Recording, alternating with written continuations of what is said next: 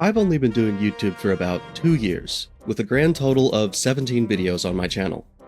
My presence on this website is a mere drop in an infinite bucket, and yet I've already stumbled into a few controversies. In my video ranking Star Trek captains, I somehow failed to put Kirk or Picard in my top 3. I had the gall to publicly express my hatred for Click Clock Wood, and went so far as to rank it 15th in my video ranking Banjo Worlds. I said Tui was better than Kazooie, shattered the trust of my subscribers by releasing ranking videos, and called J.K. Rowling a bad person. But even after all these bad takes and faux pas, I knew this could end up being my most controversial video yet, because today, we're talking about Donkey Kong 64. Donkey Kong. Okay, obviously I'm being goofy, but I don't think it's unreasonable to say that DK64 is a bit divisive. It has a less than savory reputation, and often appears in discussions about the worst games ever made. But it's also beloved by many, and I've received several requests to cover it from people who call it one of their favorites. Which side am I on? Both. I played it as a kid and have a lot of nostalgia for it, but I also largely agree with the criticism levied against it. If that sounds like a cop-out, well, it is, but I also just had a lot of trouble distilling my thoughts on this game into a video. It kind of defies analysis, at least when it comes to my casual style of breaking down games, so I'm going to be approaching this a bit differently than I usually do. This video will be split into 3 sections. The first will be about appreciating everything the game does well and giving credit where it's due. The second will be focused on breaking down all the things that make Donkey Kong 64 less than perfect. Finally, the third section will tie everything together and will hopefully come to some kind of conclusion about the game overall. A couple of things to note before we begin. This video is solely focused on the stock, vanilla version of the game. There are several fan-made mods that attempt to address some of the issues with DK64, and they significantly improve the experience in several ways. I will not be taking these into account, as I am judging the game based on the intended provided experience. Secondly, though I've 100% completed pretty much every game I've ever covered, I decided not to do that for Donkey Kong 64. Some people might say this invalidates any criticism I might have since I didn't experience everything it has to offer, but I think if I did complete it, those same people might say that would invalidate my opinion because that isn't the intended experience. I actually agree that this is not the intended experience, and doing so could only skew my opinion in the negative, so I chose not to. I also just really did not want to. Finally, I actually played through this game on stream, and I will be using clips from that throughout this video. It was a lot of fun to engage with and get feedback from my viewers, and I will be continuing to stream in the future, so stop by sometime. If you're interested, you can also watch the VODs from these streams on my second channel, linked below and in my channel description. Alright, this introduction has gone on long enough, so I'm not even going to tell you to like and subscribe or ramble about how much that means to me and helps the channel. Let's just buckle up and dive into the good, the bad, and the ugly of the enigma that is Donkey Kong 64. Is it as bad as people say? Is it a misunderstood masterpiece? Let's find out.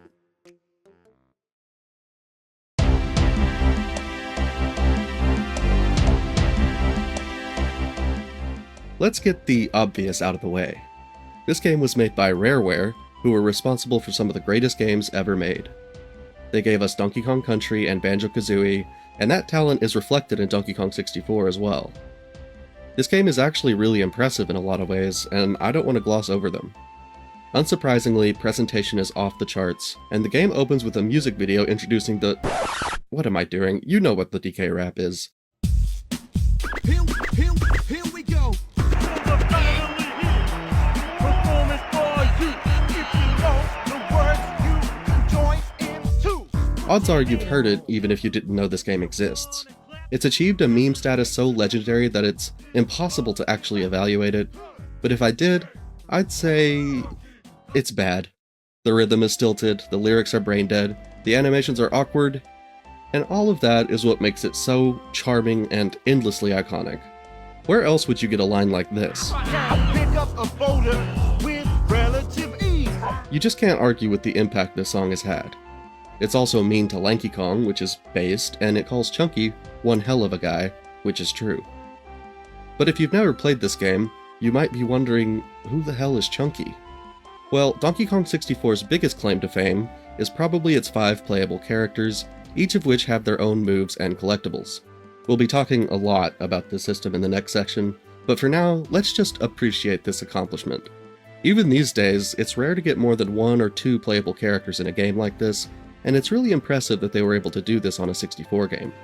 I admire the ambition to shoot for something like this, and the skill and talent to be able to pull it off is incredible. But who are these playable characters? Obviously there's Donkey Kong, and aside from his color being a bit off, this is my favorite version of him. Modern DK is pretty much just a gorilla, and Nintendo has done very little to develop the character in any interesting way. It looks like that might actually be changing soon, which I'm pretty excited about, but at least so far, DK64 has been his strongest showing, at least for me. He has such a striking personality in this game, thanks almost entirely to the voice work provided by Grant Kirkhope, which goes pretty hard. Yeah. Diddy Kong is also here, and he's pretty much exactly what you might expect. I've admittedly never been much of a Diddy fan, especially since the allegations that came out about him recently, but it's cool that you can play as him. But that's almost expected. Diddy Kong is actually playable in more of the country games than Donkey himself, and Rareware seem to like having playable duos in their games. Some are better than others. But Diddy Kong was kind of a shoo-in for DK64. It just makes sense. So who are the other 3 playable characters? At this point in the franchise's history, there were already a number of characters they could have included. Dixie Kong seems like an obvious choice, as she also had been playable in more country games than the big man himself. Maybe Funky could make his first playable appearance, or even Cranky. But instead of drawing from their existing pool of Kongs, Rareware created 3 entirely new original characters. First up, we have Tiny Kong, a petite gal who is as stylish as she is sassy. Her abilities include shrinking down to fit into tight spaces, and hovering through the air by using her pigtails like helicopter blades. Tiny is a really strange inclusion to me, and I don't understand why they didn't just pick Dixie Kong. She even does the hair hover twirl thing, which makes Tiny feel just a little bit derivative. To be clear, I'm not upset by this. I actually prefer Tiny Kong, and I always appreciate games going out on a limb with new characters. It's just an odd decision, and it serves to further distance this game from its esteemed predecessors, which we'll talk more about later. Then there's Lanky Kong. I hate Lanky. I'm not afraid of clowns, but Lanky still makes me uncomfortable. I think he's bizarrely unappealing, and his slot would have been much better filled by an established character, or just a better original one. To be fair, I had several Lanky defenders in my chat on stream, so it's probably just a me thing. He can walk on his hands to go up steep hills, and inflate himself to float up and reach ledges. I'm sure there are plenty of Lanky fans out there. I just don't like him at all. Finally, we have Chunky Kong. Chunky's my boy. He's my best friend, he's my pal. He's my homeboy, my rotten soldier. He's my sweet cheese, my good time boy. He's just the sweetest thing you ever did see. His voice lines were provided by Chris Sutherland, one of Rareware's programmers, and they are just so funny and full of personality. Chunky deals the most damage and can grow to a massive size. Chunky Kong single-handedly justifies DK64's existence, and I wish he was in more Donkey Kong games. That goes for Tiny Kong as well. She shows up in Mario Sluggers, but as far as I know, that's the only appearance any of these new characters ever made outside of DK64, not including the Mario movie. This is a shame, and I think they deserve to get more chances to shine. Now that we're familiar with all the playable characters, let's talk about how they're implemented. They all have unique voice lines, animations, and moves that give each one of them a distinct identity and a ton of personality. Yes, even Lanky Kong. This was undoubtedly a ton of work for the artists and developers to pull off. DK64 does feel a bit rushed and somewhat unfinished in ways that we'll talk about later, but the characters themselves are delightfully fleshed out, and their little gameplay quirks help make them feel somewhat unique to play as, though not nearly enough. And they really did stuff so much sauce into these characters. In the character select barrel, they each vie for your attention, eager for a chance in the spotlight. Tiny acts all cute and shy if you put her up front, but she throws a big fit if you don't pick her. Chunky acts like he wants to play, but this is all for show, and the moment you go to select him, he chickens out and desperately urges you to pick someone else. They have unique idle animations like this one where a bunch of butterflies land on Chunky. I particularly like the sheer terror in Donkey and Chunky's voices when they fall.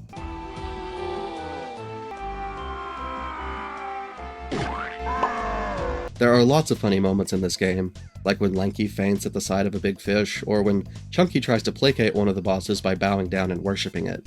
So, may it suffice to say that there is no shortage of personality and creativity on display in Donkey Kong 64. Funky, Candy, and Cranky all return to offer upgrades and equipment for the Kongs to use in their quest. Cranky seems to have pursued a degree in chemistry, and his potions grant the Kong crew new moves and capabilities. Funky is now in the business of selling heavy weaponry and wearing some sick shades. Each Kong gets their own gun, but the only real difference is the damage they deal. And Candy is of course just here for the melons. By which I mean extra health. What did you think I was talking about? She also gives out musical instruments, which can be used to activate music pads and also as a powerful area attack, which can be quite useful. Everyone gets their own instrument, with the highlights being Tiny's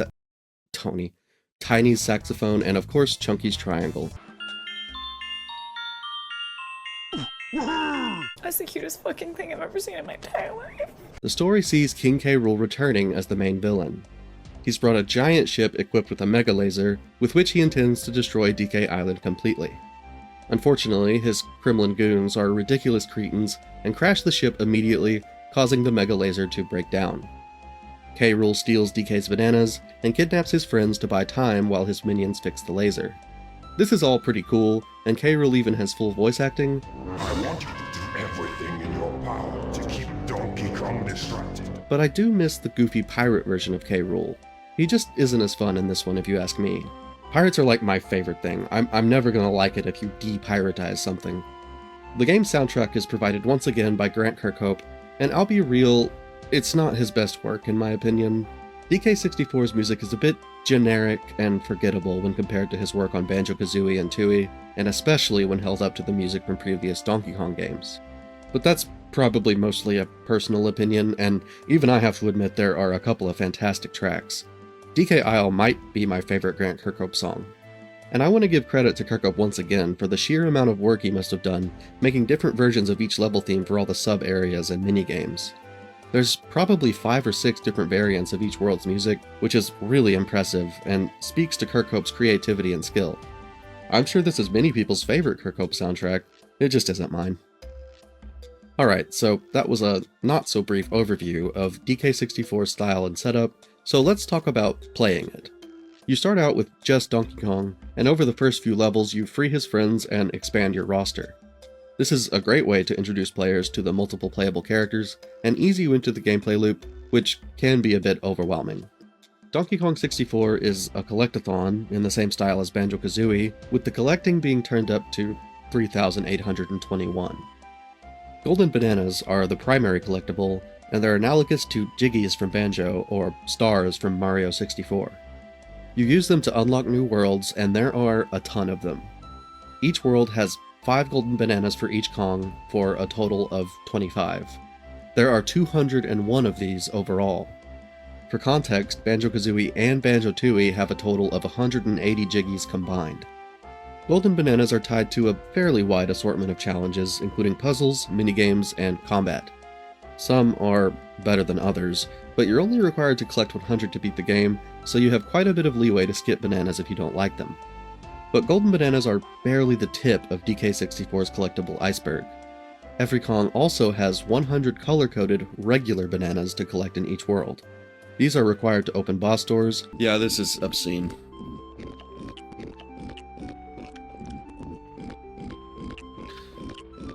Yeah, this is really unforgivable that they put this in the game. It's not okay. And collecting 75 of a particular color grants you a banana medal. You have to get 15 of these banana medals to unlock the Jetpack arcade at Cranky's. Jetpack was the Rareware team's very first game, released all the way back in 1983 when they were called Ultimate Play the Game. Yeah, I can see why that name didn't stick. You have to score high enough to earn the Rareware coin, a unique collectible that is required to beat the game, along with the Nintendo coin, which you get by beating the original Donkey Kong arcade. Twice. This is harder than it sounds. No! No! That's so rotten. Let's not be ridiculous. Let's not be ridiculous. Let's not be Oh! Come on, Mario, go! Go, Mario! Oh, that's embarrassing. There are coins for each Kong to collect in order to purchase upgrades, but these are mostly superficial. There are so many to collect, and the upgrades are so cheap that they're barely relevant. I don't think there was a single time that I didn't have enough coins to get an upgrade. The upgrades themselves are also kind of ancillary besides Cranky's moves and the first time you pick up equipment from Funky and Candy. Each level has a boss, and they drop a key when you beat them. These keys are used to unlock a giant Kremlin named K. Lumsey. He's a big sweetheart and wanted no part of K. Rool's monkey genocide, so he got thrown in a cage. Each time you unlock one of the locks on the cage, he throws a big party and inadvertently smashes some barrier blocking off future worlds. This is really weird, and I have no idea why this is what they came up with for gating off worlds, but it's unique. The bosses themselves are okay for the most part, nothing too special with the exception of Mad Jack. I was frankly astonished by how unique and well designed this boss is. It's intense and actually pretty difficult, and his design is also freaky and weird in the best way possible. The rest of the bosses fall a bit short of this mark, and a couple of the later levels even reuse earlier bosses, which always feels a bit cheap, but they do mix it up a bit. Finally, there's the blueprints. There's one for each Kong in every world, and they are guarded by these elites called Kasplats. Each blueprint is worth 1 golden banana when you take it to this foxy engineer named Snide. He used to be one of K. Rool's underlings, but after some workplace differences, he switched sides and is now helping the Kongs. At the end of the game, there's this big gauntlet with a time limit, and you get an extra minute of time for every blueprint you deliver to Snide. All told, there are 3,821 collectibles in Donkey Kong 64, which to this day is the record for the most collectibles in a video game. We will be talking about this in the bad section, but for now, let's try to look on the bright side. You will always be collecting something in this game, which can be pretty satisfying. There's just so much to do in this game, which was a big deal for games back in the day. If you got this as a kid for Christmas in 1999, you'd probably still be playing it when you got Banjo-Tooie for the next Christmas. And just by the nature of having so much to do, there is a fair bit of variety to the gameplay, though not as much as you might expect. More on that in a minute. I think that's about all the positivity I can muster for the collectible system, so let's move on to the worlds. Turns out I don't have much good to say about them either, but I'll do my best. They're quite big and expansive, with lots of little sub-areas for the different Kongs to explore. The themes are serviceable and distinct from each other, and a couple of them look quite nice. They're packed to the brim with collectibles and challenges, making it pretty satisfying to complete them. Again, I have quite a lot of criticism for these worlds, but there's plenty to appreciate about them too. Frantic Factory has a pretty cool theme of a dingy corporate toy factory. Fungi Forest is probably my favorite world, and it has a unique mechanic of changing it from day to night that I like, even if it isn't implemented that well. Creepy Castle is actually genuinely scary, and Crystal Caves has a really nice relaxing song. I'm not trying to be backhanded or disingenuous, I just legitimately don't like these worlds, but what I can appreciate is this game's impressive scale. It's one of DK64's greatest strengths, and also one of its biggest weaknesses.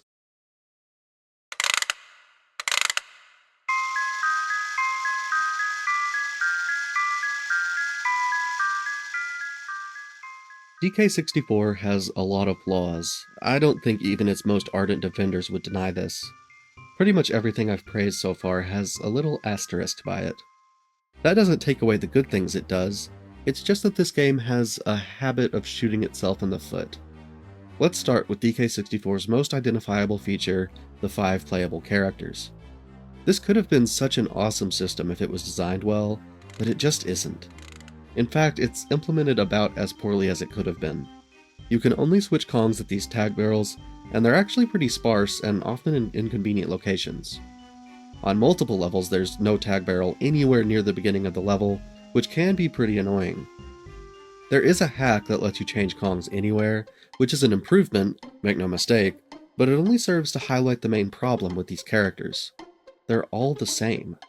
The game tries to differentiate them by giving them unique abilities, but there's only a couple of notable ones, like Lanky's handstand and Chunky's ability to lift boulders with relative ease. Every other move in the game either involves pressing a switch of some kind, or axing contextual challenges. Let me try to explain this more clearly. The first move you unlock is Simian Slam, which allows you to do a hip drop on switches to activate them and is shared by all Kongs. How is this used? Here's an example. Let's say you're running around as Diddy Kong and you find a switch with Tiny Kong's face on it. You sigh and run back to a tag barrel to get Tiny. You go slap her butt down on the switch, a door opens somewhere on the level to reveal a golden banana, and you have to get there before the time runs out. Spoiler alert, and I'm not kidding, I pretty much just described every golden banana in the game. Don't believe me? Let's look at equipment. Funky's guns are used to activate character-specific switches. Candy's instruments are used to activate character-specific switches. Almost all of Cranky's moves are used to activate character-specific pads in contextual situations. They were so starved for ideas that 2 of Cranky's moves are upgrades to Simian Slam for the sole purpose of, you guessed it, hitting more switches. There is never at any point a situation where you have to pause and think through how to approach a challenge using the unique aspects of the different characters. Just about all of them boil down to looking at whose face is on the switch, barrel, or pad, and then going to get that character. In Gloomy Galleon, there's a cactus with 4 instrument pads on it, each tied to a golden banana. Here's how you tackle it. Get Donkey Kong, play drums. Swim to the door that opens before the time runs out. Get the banana. Get Diddy Kong, play guitar. Swim to the door that opens before time runs out. Get the banana. Get Lanky Kong, play trombone. Swim to the... Okay, you get it. This is like 90% of DK64's gameplay. A bare handful of golden bananas require you to use the unique moveset or abilities of any given Kong. Only Tiny Kong can get this banana. Not because only she is equipped with the tools to reach it, but because only she can press the button with her face on it. Only Diddy Kong can get this banana. Not because of anything in his toolkit, but because only he can use these pads with his face on it. Even in the rare instance that a Kong is forced to use their abilities, it often ends with one of these minigame barrels, and let me just say, the next time I hear someone complaining about Banjo-Tooie's minigames, I'm just going to tell them to play this game and report back. Even if you hate minigames with every microfiber of your being, you have to give the Banjo games credit for how they weave them into the worlds and give them fitting themes, like Ordnance Storage Shootout, the Saucer of Peril, and of course, Eat More Yumblies Than Mr. Vile. DK64 throws that completely out the window. Hopping into one of these minigame barrels teleports you to a pocket dimension where you play some inane and completely abstract minigame, like Searchlight Seek. There's no good reason to lock this to a specific Kong, as it has its own control scheme and gameplay mechanics. You have to find the claptraps hiding in the dark and shoot them with watermelons. It's boring, frustrating, and slow, and the only reason there's any challenge at all is because there's a time limit. But hey, not every golden banana can be a winner. I mean, there are 201 of these bad boys, so there are bound to be some stinkers. At least this provides a unique challenge and a change of pace. At least you don't have to do it again. You don't have to do it again, right? This minigame shows up 4 times. In fact, all but one of these minigame barrels are repeated multiple times. There are a total of 45 golden bananas tied to these repetitive minigame barrels, almost a quarter of the game's total. This is obviously a product of the harmful underlying design decisions made with this game. There have to be 5 golden bananas per Kong per world, and they obviously struggled to meet that quota, which means these lazy minigames end up getting repeated. Combined with the many golden bananas that are acquired literally by stepping on a pad or activating one of the many kinds of character-specific switches, so much of DK64's gameplay boils down to switching back and forth between characters to perform thoughtless, one-step tasks to get a golden banana. And the real shame is that it didn't have to be this way. DK64 is a victim of its own ambition. This game's self-imposed standards have rippling effects throughout the entire experience. It tries to be too big. It really wants to be able to say it has the most collectibles, the most moves, the most playable characters, but it doesn't care how it achieves those goals. I've discussed the consequences of this design philosophy broadly, but now I want to focus in and provide some specific examples to support my argument. And yes, I'm cherry-picking here. I'll apply more nuance in Section 3. I just need to demonstrate some of the game's more prominent failings to paint the big picture. In Gloomy Galleon, there's an instrument pad at the top of the lighthouse. To get there, you have to use a diddy barrel to get a jetpack and fly up there. Activating the pad opens a grate on the other side of the level, releasing a giant mechanical fish. You have to get to it within a time limit and enter its mouth, where there's a bland but unique minigame with yet another timer. It isn't hard, but if you don't know what you're doing, it can be easy to fail. If the timer runs out, you're spat back out, and the fish is gone. To try again, you have to run back to the other side of the level, jump in the diddy barrel, fly to the top of the lighthouse, jam out, then go back and get in the fish again. This particular instance stands out in my head because I failed this minigame like 4 times and was properly irate by the time I was done with it. It's almost baffling how badly this is designed, but when you think about it, it makes sense in a kinda sad way. This is a Diddy Kong banana. Only Diddy Kong can get it, so they had to implement safeguards to make sure the other Kongs couldn't access it. This challenge doesn't utilize anything unique to Diddy Kong, besides his proprietary barrel that is only used for this challenge, and one other that involves pressing a switch with his face on it. Pretty much every single golden banana in the game has this exact problem. Let's look at another example. In Angry Aztecs, you have to hit these 4 gongs to raise a tower, then use Diddy's jetpack to grab a banana. This one's not so bad, actually. You have to use one of Diddy's unique moves to hit the switch with his face on it, but this isn't the banana I'm here to talk about. Once you get this banana, the top of the tower opens up and a music pad for Tiny appears. To access it, you have to get Tiny, use her barrel to shrink, play the saxophone, which causes a bird to pick you up and drop you in the tower. Inside the tower is a race that uses none of Tiny's abilities or gameplay style. It's a Mario slide. And it's awful, by the way. Unfortunately, even DK64's most unique challenges end up being kind of horrible to play. It isn't just a race. You have to collect 50 of these coins on the way down, which happens multiple times throughout the game. It's like those coin challenges from Diddy Kong Racing, except, Diddy Kong Racing is fun. But that isn't my point here. Once again, the only reason you have to be Tiny for this race is because Tiny needed another banana. Her abilities are only used to gate the banana off from other Kongs, just like Diddy and his big fish. Here's a chunky banana that only uses his big punch to knock down a door and reach a minigame barrel. Here's one for Lanky that has a switch with his face on it to unlock a match game that any Kong could do.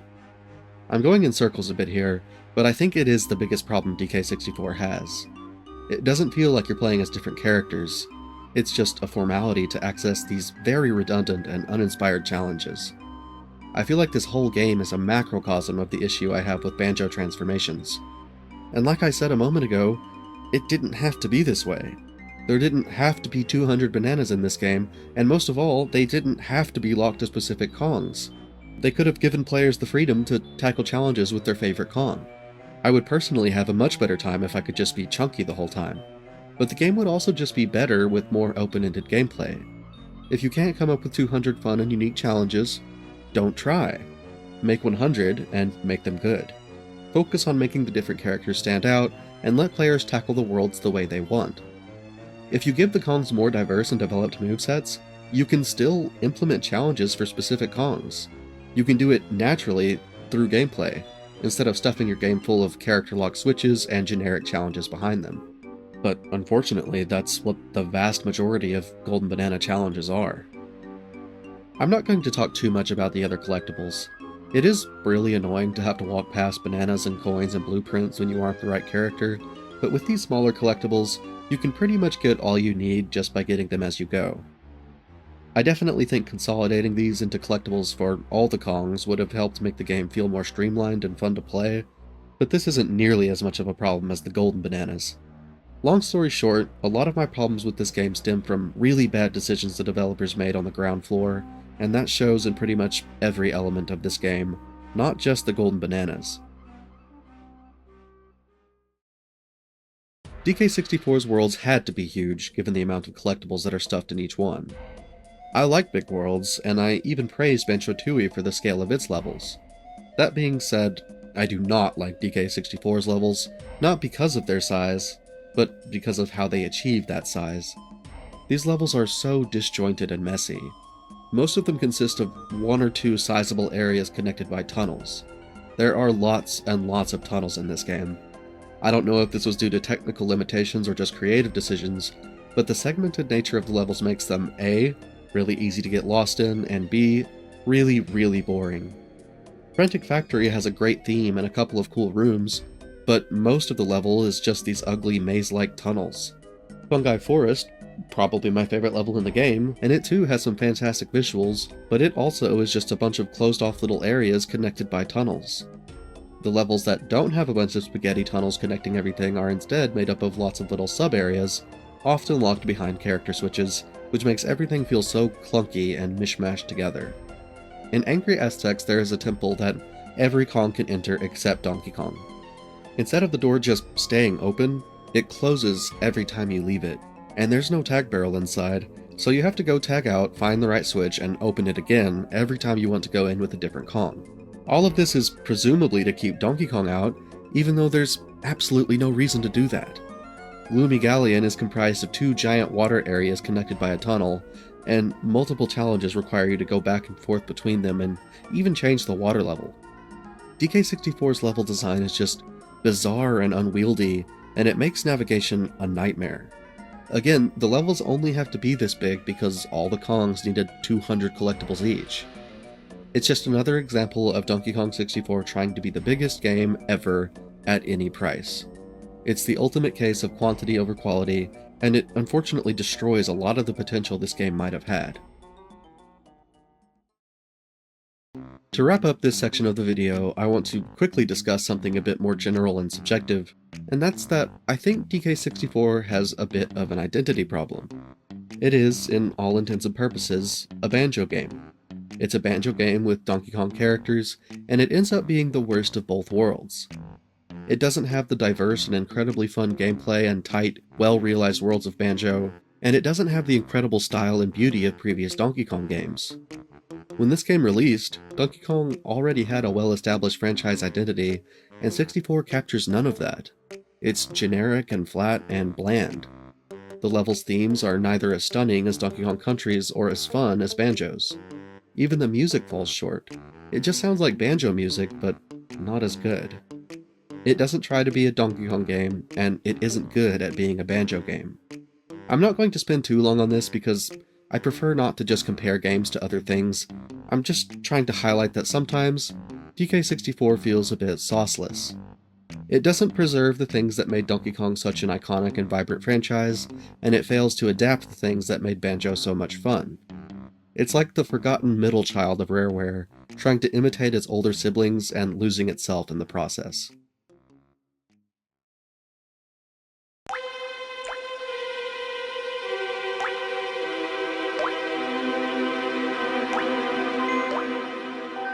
Alright, so we've talked about the good, and we've talked a lot, extensively, about the bad. If you're still with me, I'm going to try and tie it all together here. Is Donkey Kong 64 the worst game ever made? Is it an irredeemable piece of trash that isn't worth playing? Or is it an unfairly lambasted masterpiece, an underappreciated gem, you might say? The truth is, as anticlimactic as it may seem, it's neither of these things. It's a beacon of creativity and personality, oozing with charm. The character designs are striking and creative, sometimes bizarrely so. Every animation is lovingly crafted to capture the personality of these characters, and the voice lines make them instantly endearing. So much love was put into making this game special, and despite what I said about its identity crisis, it's undeniably unique. But it's also deeply flawed and misguided, an overambitious mess that shoots itself in the foot at every turn. Many of the challenges are redundant, uninspired chores that fail to make any use of the game's unique mechanics. The worlds are sloppy and painful to navigate, and designed in a way that muddles their themes.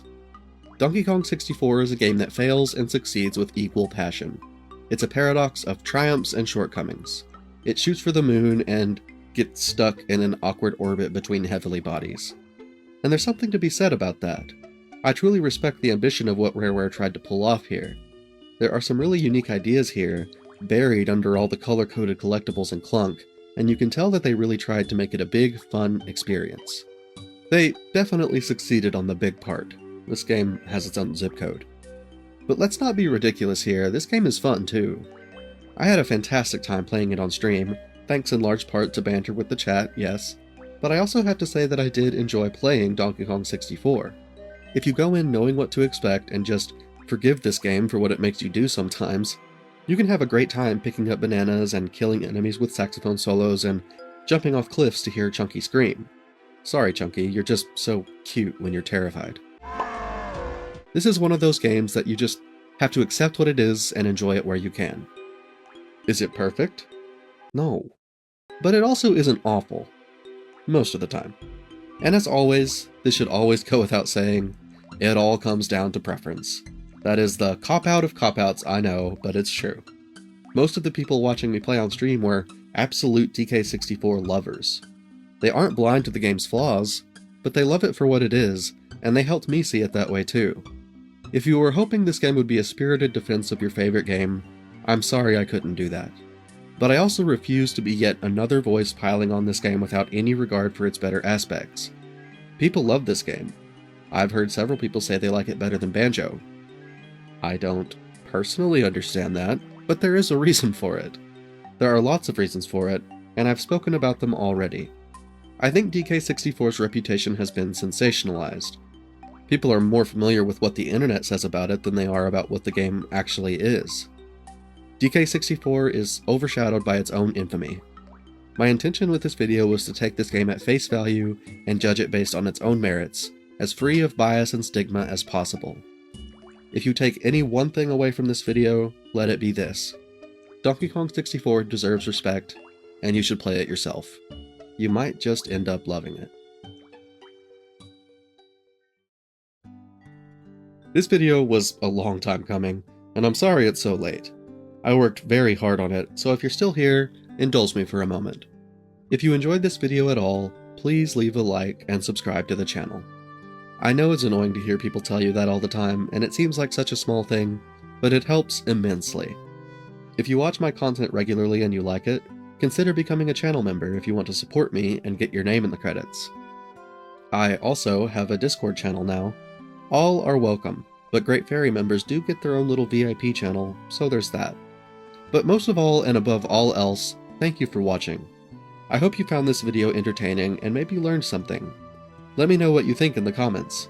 There is an impossibly wide range of opinions on this game, and I'd love to hear yours. I stream roughly 2 times a week and we always have a great time, so I'd absolutely love to see you there. I hope you're doing very well, and I wish you the best of luck in all your endeavors. But until next time, take care.